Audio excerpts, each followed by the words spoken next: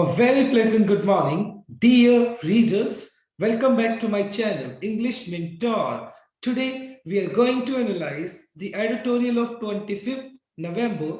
So let us start this editorial in detail. The title of this editorial is POCSO Shocker. देखो POCSO क्या है? Protection of Child Sexual Offense. ये क्या है? जो जितने भी छोटे बच्चे होते हैं उनके खिलाफ जो भी सेक्सुअल ऑफेंस होते हैं, यौन उत्पीड़न होता है उनका, तो उसके उनको प्रोटेक्ट करने के लिए हमारे पीनल कोड के अंदर एक एक्ट है जिसको हम बोलते हैं पॉक्सो। शॉकर का मतलब हो गया ब्लो, झटका देने वाला। On Allahabad high court verdict, तो फिलहाल क्या है, इलाहाबाद हाई कोर्ट ने अपना एक वर्डिक्ट दिया है, अपना एक फैसला दिया है on child sexual assault. Assault का मतलब हो गया एक्सप्लॉइट, किसी का उत्पीड़न करना। तो एक चाइल्ड सेक्सुअल असॉल्ट यानी किसी बच्चे का यौन उत्पीड़न हुआ है, उसको हाई कोर्ट ने एक ऐसा वर्डिक्ट दिया, इलाहाबाद हाई कोर्ट ने एक ऐसा फैसला दिया जो कि एक पॉक्सो शॉकर है, यानी कहीं ना कहीं वो क्या कर देने वाला फैसला दिया है, शॉक कर देने वाला, हैरान कर देने वाला फैसला हाई कोर्ट ने दिया है। HC high court ruling, ruling का मतलब हो गया ऑर्डर, एक तरीके से ऑर्डर देना।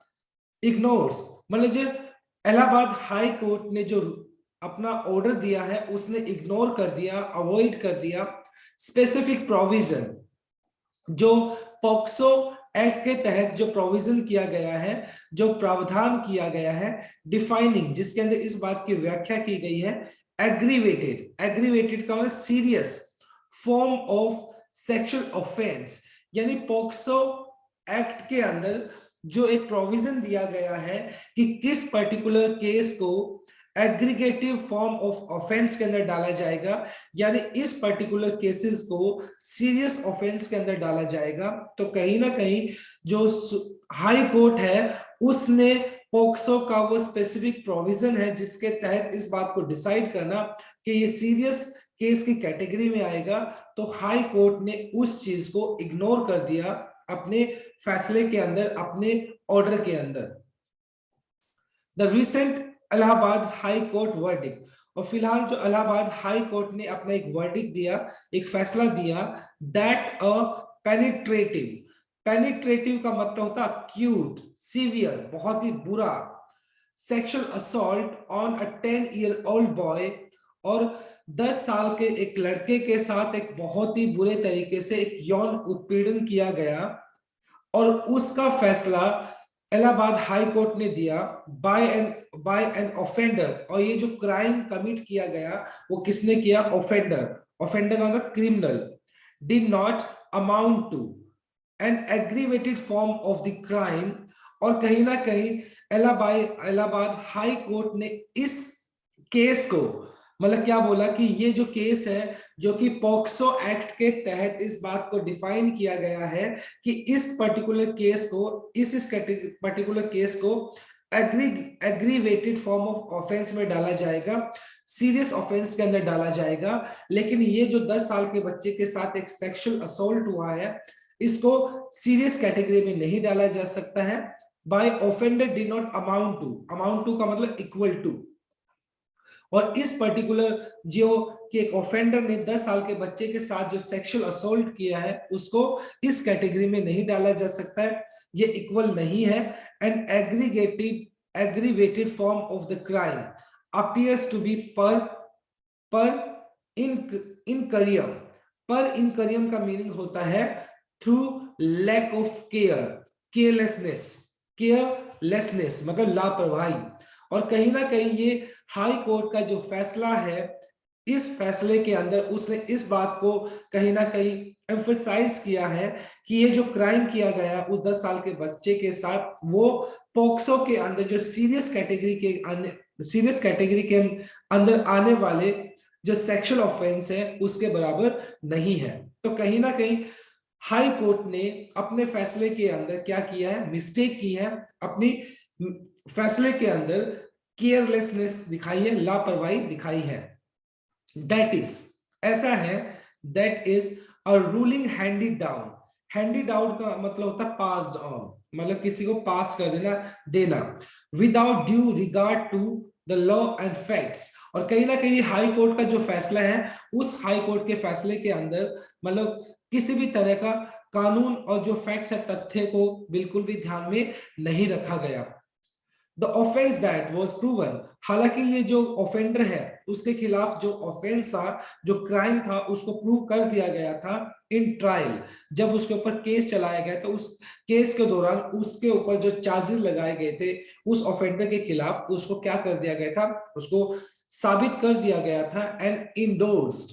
इंडोर्स्ड का मतलब हो गया एक तरीके से सपोर्टेड करना, without demur by the high court. और कहीं ना कहीं डेम्यूर का मतलब ऑब्जेक्शन के, और बिना किसी ऑब्जेक्शन के हाई कोर्ट ने उसको क्या कर लिया था, उसको सपोर्ट किया था।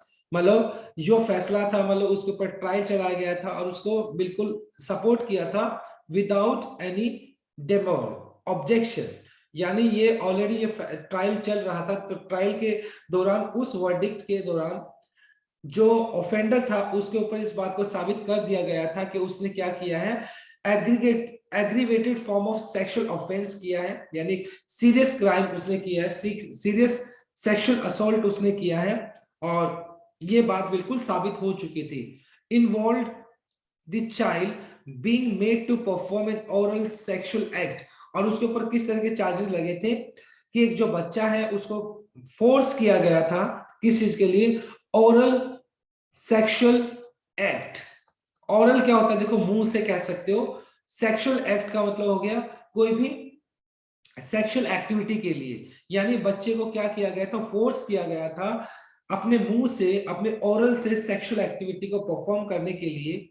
द कोर्ट अग्रीज, और जो कोर्ट है, अदालत है, वो इस बात के लिए सहमत थी that it was a penetrative sexual assault, कि ये मतलब क्या होना चाहिए, एक बहुत ही अक्यूट, बहुत ही सीरियस सेक्सुअल असॉल्ट है। सीरियस मतलब क्या है, सेक्सुअल सेक्सुअल असॉल्ट एक्सप्लॉइटेशन, यानी कि इसको भी गंभीर यौन उत्पीड़न की इस कैटेगरी में इसको रखना चाहिए, as defined by the protection of children from sexual offences act, जो कि पॉक्सो एक्ट है उसके तहत इस तरह के पर्टिकुलर जो केसेस हैं उनको भी सीरियस क्राइम की कैटेगरी के अंदर रखा जाता है।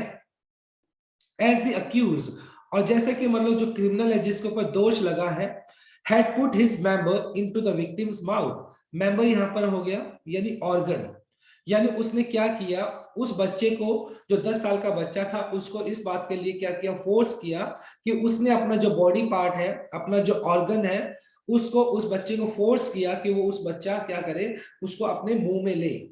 तो इस तरह का आप सोच नहीं सकते किस तरह का मतलब एक अनएक्सपेक्टेबल मतलब इस तरह का क्राइम किया है। और इस तरह के क्राइम को मतलब क्या किया जाना चाहिए, सीरियस कैटेगरी के अंदर ही कंसीडर किया जाना चाहिए।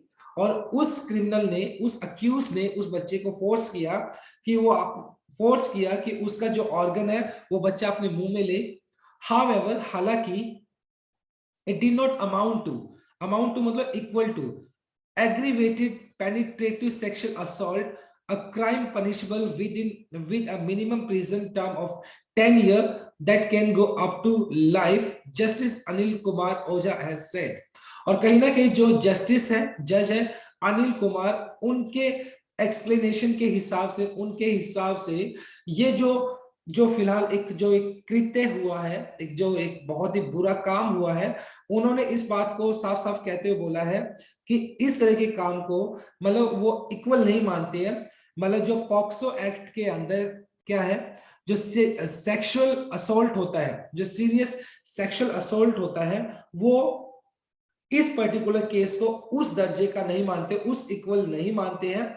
और अगर कोई भी सीरियस केस होता है, कोई बहुत ही मतलब कह सकते हैं एग्रीवेटेड होता है, सीरियस ऑफेंस होता है, सेक्सुअल ऑफेंस होता है, तो उसके अंदर अक्यूज को 10 साल की सजा मिलती है और उसको लाइफ इंप्रिजनमेंट भी हो सकता है, यानी कि उम्र कैद भी हो सकती है। लेकिन जस्टिस अनिल कुमार ओझा ने इस बात को साफ साफ किया है कि ये जो केस हुआ है जिसमें ऑफेंडर ने उस बच्चे को फोर्स किया है कि वो अपने बॉडी पार्ट को, यानी ऑफेंडर की बॉडी पार्ट को अपने मुंह में ले, तो उन्होंने इस पर्टिकुलर केस को क्या किया है, बिल्कुल उसको सीरियस कैटेगरी के अंदर कंसीडर नहीं किया है, जो कि कहीं ना कहीं जस्टिस अनिल कुमार की तरफ से ये जो पर्टिकुलर वर्डिक्ट लिया गया, ये एक तरीके से बहुत ही खराब डिसीजन था, और मतलब ये कहीं ना कहीं कानून की तरफ से मिस्टेक की गई है, तो इसको सुधारा जाना चाहिए। So this is our very first line. Now let us discuss the grammar concept. देखिए, रूलिंग यहाँ पर V1 प्लस आईएनजी आपने जीरन यूज कर लिया, और उसके बाद इग्नोर्स आपने यूज कर लिया, तो जो कि V1 है, V1S आपने लगा दिया, जो कि आपका प्रेजेंट इंडेफिनाइट हो गया। फॉर्म आपका नाउन हो गया, तो एग्रीवेटेड आपका V3 जो कि present sorry past participle adjective हो गया। अमाउंट टू का मतलब होता है इक्वल टू के बराबर, बी प्लस थर्ड फॉर्म आपने यूज कर लिया, जो कि पैसिव स्ट्रक्चर हो गया आपका। हेड के बाद आपने पुट यूज कर लिया, जो कि पास्ट परफेक्ट हो गया। कैन आपका मॉडल वर्ब हो गया, उसके बाद आपने गो यूज कर लिया। जनरली मॉडल वर्ब के बाद हम V1 यूज कर लेते हैं। Now let us discuss the second slide. Instead, इसकी बजाय, it was punishable under section 4 of POCSO which prescribe a minimum 7 year. देखिए, अब यहां पर अगर बात की जाए तो जस्टिस अनिल कुमार ओझा ने इस बात को किया कि ये जो पर्टिकुलर ऑफेंडर ने उस बच्चे को फोर्स किया कि उसका ऑर्गन वो अपने मुंह में ले, हालांकि ये बहुत ही एक कह सकते हैं आप एक हीनियस क्राइम है, बहुत ही एक ऐसा बुरा क्राइम है जिसके लिए पनिशमेंट मिलना चाहिए, लेकिन जस्टिस अनिल कुमार ओझा ने इस बात को क्या किया, उन्होंने इस बात को जस्टिफाई करने की कोशिश की कि ये जो पर्टिकुलर इंसिडेंस हुआ है ये पनिशेबल तो है, इसको यानी दंड तो मिलना चाहिए सेक्शन 4 के तहत, यानी अंडर सेक्शन 4 पॉक्सो के तहत उसको क्या होना चाहिए, उसको पनिशमेंट मिलना चाहिए। और उस पर्टिकुलर सेक्शन 4 के अनुसार अगर बात की जाए, विच प्रिस्क्राइब्स, प्रिस्क्राइब का मतलब रिकमेंड करना, अ मिनिमम 7 ईयर, और सेक्शन 4 के अनुसार इस तरह की क्राइम के लिए 7 साल की सजा होनी चाहिए। लेकिन कहीं ना कहीं उन्होंने जो कानून बनाया गया पॉक्सो के हिसाब से, तो उसको उन्होंने इग्नोर करने की कोशिश की या उनको इग्नोर किया। अकॉर्डिंगली उनके हिसाब से ही reduce the trial court sentence of 10 years jail to 7 year. और जो लोअर कोर्ट्स थे, जहां पर मतलब वहां पे जो केस चला था, लोअर कोर्ट थी, वहां पर उस पर्टिकुलर ऑफेंडर को, उस क्रिमिनल को 10 साल की सजा मिली थी, जो बाद में मिस्टर अनिल कुमार ओझा ने उसको घटाकर 7 साल कर दिया। हालांकि सजा को बढ़ाना चाहिए था, लेकिन उन्होंने उसको 7 साल कर दिया। तो कहीं ना कहीं कानून की तरफ से, मिस्टर अनिल कुमार ओझा की तरफ से ये कहीं ना कहीं मिस्टेक है, और ये कानून की एक गलती है। The high court is palpably in error. Palpably का मतलब होता है क्लियरली, साफ साफ, और कहीं ना कहीं ये जो कोर्ट है, इलाहाबाद हाई कोर्ट है, और उनके जो जस्टिस है अनिल कुमार ओझा, और उन्होंने जो लोअर कोर्ट का जो सेंटेंस था, जो 10 साल का उनको मिला था, उस ऑफेंडर को मिला था, उसको घटाकर 7 साल कर दिया, जो कि कहीं ना कहीं अदालत की एक बहुत ही एक मिस्टेक कह सकते हो। इन एरर का मतलब यहाँ पर उन कोर्ट ने एक साफ साफ एक क्या की है, एक गलती की है। As it fail to note that sexual offence takes the character of an aggregated form of the same offense in certain cases under POCSO। क्योंकि पॉक्सो के अंदर अलग अलग तरह के सर्कमस्टेंसेस बताए हैं, अगर उन सर्कमस्टेंसेस के अंदर कोई भी ऑफेंस होता है तो उसको किस कैटेगरी में लिया जाना चाहिए, उसको एग्रीवेटेड फॉर्म में लिया जाना चाहिए, उसको सीरियस सेक्सुअल ऑफेंस की कैटेगरी में उसको काउंट करना चाहिए। लेकिन अनफॉर्चुनेटली जो हाई कोर्ट है वो इस बात को नोट करने में फेल हो गई, कि वो उस बात को आइडेंटिफाई नहीं कर पाई कि ये जो ऑफेंडर है उसने उस बच्चे को कंपेल किया कि वो उसके ऑर्गन को अपने मुंह में ले, तो ये भी एग्रीवेटेड फॉर्म ऑफ ऑफेंस है, सीरियस सेक्सुअल ऑफेंस है, जिसके तहत 10 साल की सजा मिनिमम होनी चाहिए थी, लेकिन जस्टिस अनिल कुमार ओझा ने उसको घटाकर 7 साल कर दिया। The main circumstances involving aggravation given in section 5 और जिन पर्टिकुलर कंडीशंस की अगर बात की जाए जहां पर इस तरह के क्राइम को सेक्सुअल ऑफेंस अगर जो भी होता है उसको सीरियस कब कंसीडर किया जाता है, वो कौन कौन सी सर्कमस्टेंसेस है, वो कौन कौन सी परिस्थितियां हैं, कौन सी कंडीशंस है जहां पर जो अगर किसी भी तरह का सेक्सुअल ऑफेंस होता है तो उसको सीरियस कैटेगरी के अंदर कंसीडर किया जाता है सेक्शन 5 के हिसाब से। वो कौन कौन से देखो, or where the offender is a police officer, अगर इस तरह का कोई यौन उत्पीड़न का काम अगर किसी पुलिस ऑफिसर ने किया है, या फिर a member of arm forces, या जो भी आर्म फोर्सेस हमारी है, मिलिट्री है, कोई भी आर्मी मैन अगर इस तरह का कोई भी हीनियस क्राइम करता है, कोई भी इस तरह का बहुत ही बुरा अपराध करता है, अ पब्लिक सर्वेंट, या कोई भी ऐसा आदमी जो कि सरकारी नौकरी के ऊपर है, पब्लिक सर्वेंट है, और someone on the staff of a jail, या जेल के अंदर कोई काम करने वाला कोई भी मेंबर है, रिमांड हाउस, रिमांड होम, और पुलिस के अंदर जो एक रिमांड होम होता है, अगर उसमें कोई भी ऐसा इंसान पाया जाता है जो कि इस तरह के क्राइम को कमिट करता है, हॉस्पिटल के अंदर हो गया, एजुकेशनल या रिलीजियस इंस्टीट्यूशन, या कोई मतलब शैक्षणिक या धार्मिक संस्था है, अगर वहां पर इस तरह का कोई क्राइम होता है, और एनी प्लेस ऑफ कस्टडी, जहां पे बच्चे की कस्टडी की जाती है, उसका प्रोटेक्शन किया जाता है, उसकी केयर की जाती है, और इस तरह के अगर प्लेसेस में इस तरह का कुछ किसी भी तरह का कोई क्राइम होता है, सेक्सुअल ऑफेंस होता है, तो उसको हमेशा एग्रीवेटेड फॉर्म ऑफ ऑफेंस में ही कंसीडर किया जाता है। ये पॉक्सो सेक्शन 5 के हिसाब से मतलब लिखा गया है, लेकिन कहीं ना कहीं जस्टिस अनिल कुमार ओझा ने इस बात को कंप्लीटली क्या कर दिया, इग्नोर कर दिया। हाउएवर, हालांकि these are not the only circumstances, जो ऊपर जितने भी सर्कमस्टेंसेस अभी ऊपर बताए गए हैं वो कंडीशंस जिसमें किसी भी सेक्सुअल ऑफेंस को बहुत ज्यादा सीरियस कंसीडर किया जाता है, सिर्फ यही वो केसेस नहीं है, सिर्फ यही वो सर्कमस्टांसेस नहीं है, इसके अलावा और भी सर्कमस्टांसेस हैं, जैसे कि where the crime involves a group of offenders, मान लो कि अगर इस तरह का क्राइम जो सेक्सुअल ऑफेंस होता है, अगर वो offenders, a group of offenders, बहुत सारे लोग मिलकर एक सेक्सुअल असोल्ट करते हैं, तो उसको भी इस कैटेगरी में शामिल किया जाना चाहिए। और इज डन रिपीटेडली, और या तो मतलब क्या करते हैं वो इस तरह के क्राइम को क्या करते हैं, बार बार रिपीट करते हैं।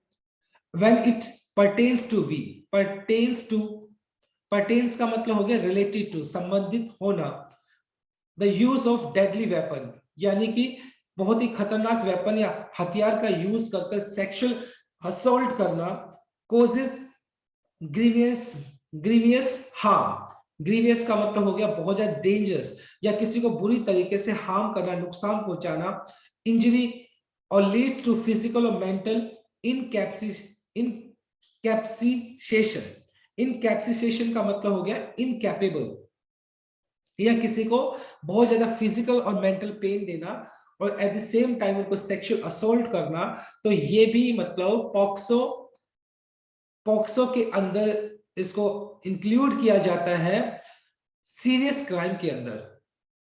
प्रेगनेंसी की अगर बात की जाए, डिजीज की बात की जाए, तो ये सारे के सारे केसेस भी किसमें डाला जाएगा, पॉक्सो सेक्शन 5 के अंदर, जिसके अंदर इस तरह के अगर किसी भी तरह का कोई सर्कमस्टेंसेस दिखाई पड़ती है तो उसको सीरियस ऑफ सेक्सुअल ऑफेंस के अंदर कंसीडर किया जाना चाहिए।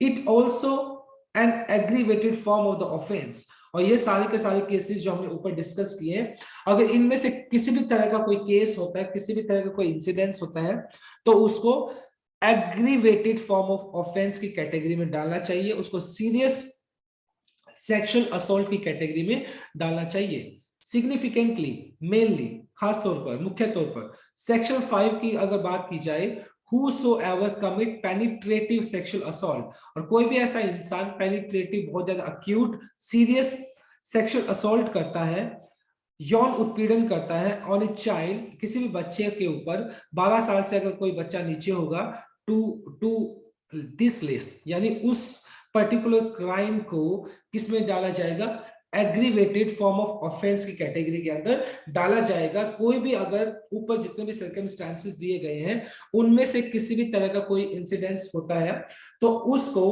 बहुत सीरियस सेक्सुअल असोल्ट की कैटेगरी में डाला जाएगा, और बच्चा के 12 साल से अगर नीचे होता है तो। So this is our second slide. Now let us discuss the grammar concept. देखो यहाँ पे प्रिस्क्राइब दिया गया है, तो ये आपका V1 हो गया, प्रेजेंट इंडेफिनाइट हो गया, टू नॉट आपका 2 + V1 इंफिनिटिव हो गया, is done be plus third form हो गया जो कि पैसिव स्ट्रक्चर हो गया, प्रेजेंट इंडेफिनाइट। सिग्निफिकेंटली आपका क्या हो गया, ये एडवर्ब हो गया जिसका मतलब था मुख्य तौर पर, mainly. Now let us move on to our last slide, slide number 3।